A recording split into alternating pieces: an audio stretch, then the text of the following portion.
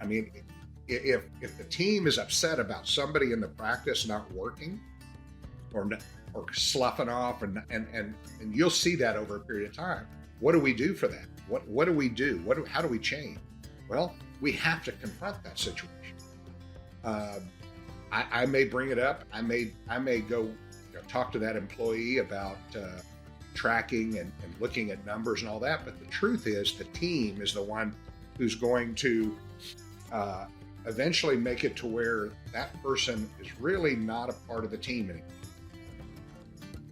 Hello, everyone. This is Dr. Bruce B. Baird, and you're listening to the Productive Dentist Podcast. In this podcast, I will give you everything that I've learned over the last 40 years in dentistry, working with thousands of dentists. I'll tell you, it's not that my way is the only way. It's just one that has worked extremely well for me, and I'd love to share that with you, so you too can enjoy the choices and lifestyle that productivity allows. More time for things you love, increased pay, better team relationships, and lowered stress. Let's get into it with this week's episode of the Productive Dentist Podcast.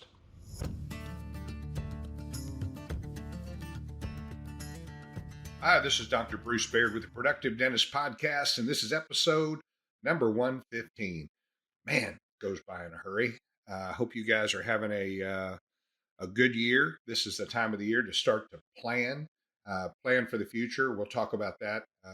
And we'll talk about that in a bit. But I wanted to talk a little bit about office culture and what I call the front office versus the back office. And it's not funny, because it's a major disaster in most offices. You've got this, you want to have this gelled team, you want to have everybody on the same page. Yet the systems that you put in place don't allow that to happen. Now, what do I mean by that? Well, it's, when you have a patient call at the front desk, your front office administrator answers the phone. They say, I want to set up an appointment. Now, that starts the process. That starts the problem right there. Because who is it that knows about the next appointment better than anybody else in the office? It's not that person at the front desk.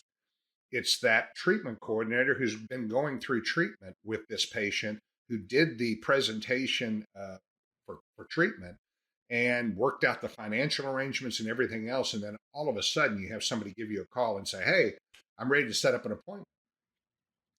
Because what ends up happening, we've talked about this in our scheduling segments and everything else, but it leads to this situation where now this front desk or this administrator puts a patient in Wednesday at 2:00 I'm just going to use in Gay's chair.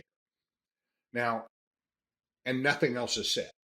Now Gay looks and says, this is 5 days later, a week later, 2 weeks later, and sees this patient there and realizes that's not really where that patient should go. And so they say, well, I can't believe you put a patient in right here. I can't believe that they did this. Great example would be the emergency slots. Most practices don't really have emergency slots. They just say, okay, good luck. If somebody has an emergency, let us know. We'll try to figure out a way to work them in. We work in all of our emergency patients, period. I don't care if we have to work through lunch. I don't care about that. But the truth is, rarely did we ever work through lunch. Rarely did we ever work late after 5 when we were closing at 5. Why? Because we set up these times in our morning meeting. These are 6 places that we could put an emergency patient if need be. Okay. We don't use them sometimes. We also have inherent in our schedule is 2 emergency times right before lunch. So that if we don't have an emergency, guess what? You might be able to get off to lunch early. And I love that. I don't want it to be such a stressful deal. But here you have the front office just sticks in a patient right at 12:30, because that's the only time they could come in was 12:30, because they're on their lunch hour. So is that really an emergency? And the person in the back would say, I can't believe this. Look at this. They stuck this right in the middle of my damn, right at lunch. We're going to have to see this patient. We're not going to get lunch. It's the same old, same old. I call that the Israeli-Palestinian issue. It's front versus the back. There's no, there's, there is no solution. Well, you know what? I believe there is a solution. And it's how do you put your systems in place? What is your office culture? How do you take care of your patients? You know you have to see that patient, but we have to be able to communicate it better between our team. So what did we do? Well, about 15 years ago, I said, well, this system doesn't work. I don't like this front versus the back stuff. Um, there has to be a better way. So what we began doing, we began saying, and this is verbal skills for your front office, and it can be, and this is just one example of what I'm talking about. But Bob calls up and says, I need to get set up for that appointment. I'm the front office administrator. I said, oh, yeah, Bob. Okay. Well, I tell you what, it looks like on your treatment plan, you have a couple of crowns that need to be done. Yeah, I think so. I think that's what they were doing next, meaning they don't know. But yeah, I'm ready to get the next thing done. And so they said, okay, well, I tell you what, would Wednesday at 2 o'clock work for you? Yeah, that should be fine too. It's going to be a couple hour appointment. But I tell you what, I'm going to put you down at this time, but I want to clear that with Summer because that's in Summer's chair and make sure that she has plenty of time to do everything that they need to do, that Dr. Baird and her needs to do. Would that be okay? Patients 100% of the time say, oh, yeah, yeah, that's fine. All right, well, I'm going to have her, if everything's good, we're going to leave it at that time. I'm going to send you a reminder and we're going to leave it at that time. If she needs more time, she will reach out and call and talk to you. Okay. Okay, great. Boom, it's done. Now it's put on the schedule. Whose responsibility is the schedule? Well, the responsibility of that schedule is no longer the front office. It's no longer the front office. It now is Summers. The monkey has been put on Summers' back. Why? Immediately when this appointment is made, our front office, uh, Julie, will send a message back to Summer in our instant messaging and say, Summer, I put Bob at 3 o'clock and told him if we need to change it, that you would reach out to him. Now, Summer has the opportunity to reach out and say, gosh, we need more time. This is a surgical. We already have endo over here in room 2. I know Dr. Baird's going to be behind there.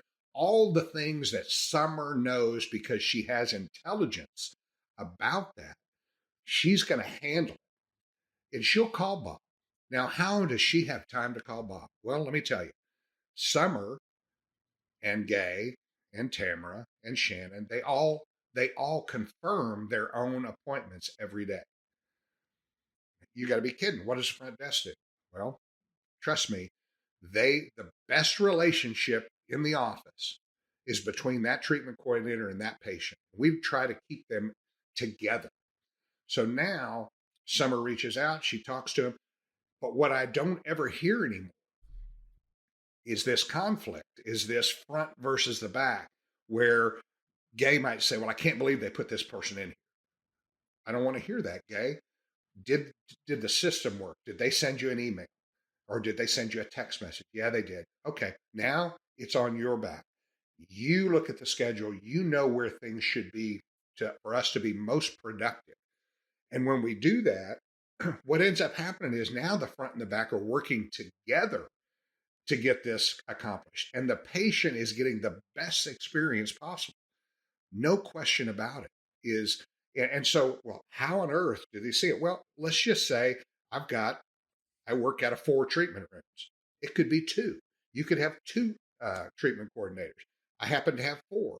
So in a day, Gay might see 2 big cases, uh, pretty long cases. Summer may see 7. Shannon may see 8 or 10. Uh, but they have time to call the patients for the next day and to tell them about their appointment, tell them about any financial arrangements, tell them all the things that they need to tell them that the front office, the administrators up front, they're administrators. They're answering the phone. They're trying to answer questions, but it's better if there's a question asked about a treatment is to send a message back to Summer or Gay and have them handle it and deal with it. all of a sudden now you've got an office that is had conflict all the time, and you've changed it to an office with no conflict, where the front desk is putting their arm around the treatment coordinators, and the treatment coordinators are putting their arm around the front desk. And those are the things that leads to harmony. The us versus them environment has to be reworked. It has to be redone. It's very natural for that to happen when somebody sticks something right in the middle of your schedule when you don't know what's happening. I even get upset about it. I'm like, look, they just put a person in my emergency right there at lunch. And I would see that, and that would bother me. Gay would say, don't worry about it. It's real simple. They just broke a temp. I'll have it fixed in 5 minutes. Or, yep, it's a big deal. But they have to approve it. The people responsible for the schedule are the treatment coordinators in the practice. So that's part of that. And it's not really a lack of clarity. The front just doesn't have that information, whereas my treatment coordinator has perfect clarity about the case and where we're headed. Now, what if you have somebody, again, the us versus them, where you have an employee that is just not working hard, that's not part of the team. I love one of our coaches years ago said, if you can't play at our level, you don't get to play on our team. And how true is that? I mean, if the team is upset about somebody in the practice not working or sloughing off, and you'll see that over a period of time. What do we do for that? What do we do? How do we change? Well, we have to confront that situation. Uh, I may bring it up. I may go talk to that employee about tracking and looking at numbers and all that. But the truth is, the team is the one who's going to uh, eventually make it to where that person is really not a part of the team anymore.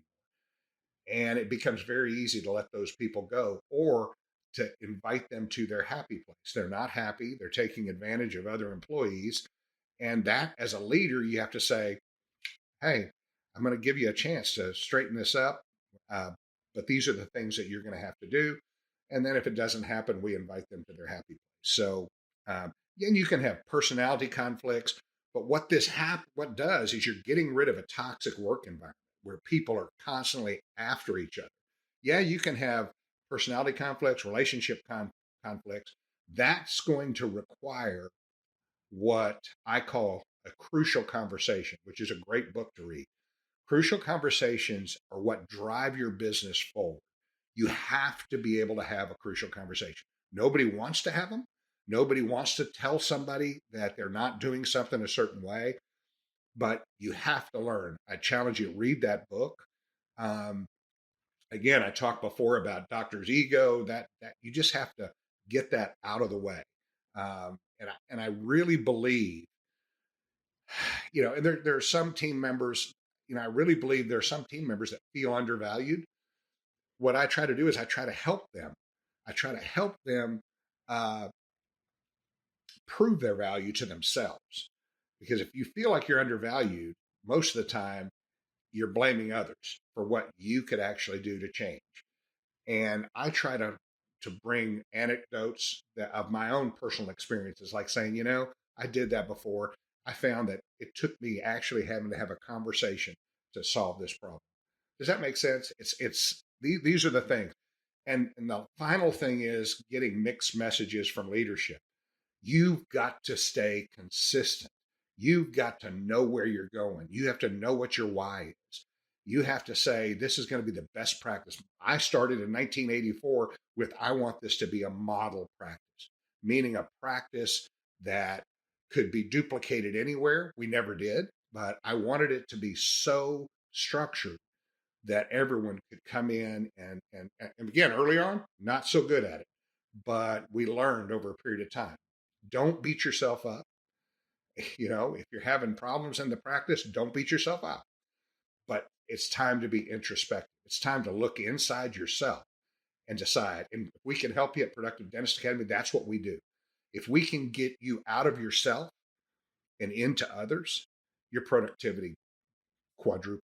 We've seen practices go from 800,000 to 4 million in 3 years. Why? Because we got out of our own way. And so those are the things that I wanted to share with you guys today. Tell your friends about Productive Dentist Podcast. We've got our workshop coming up in February and another one in September. And I think we're going to be doing some regional programs around the country as well. So reach out to us, Bruce at productivedentist.com, if you have a question. I get questions all the time. And that's where a lot of the podcast content comes from. Somebody asking a simple question and or a complex question. I'm okay with either one. So anyway, have a great holiday season. I hope to see you guys at our next meeting. Thank you for joining me for this episode of the Productive Dentist Podcast. If you found this episode helpful, make sure you subscribe. Pass it along to a friend. Give us a like on iTunes and Spotify, or drop me an email at podcast@productivedentist.com. Don't forget to check out other podcasts from the Productive Dentist Academy at productivedentistpodcast.com. Join me again next week for another episode of the Productive Dentist Podcast.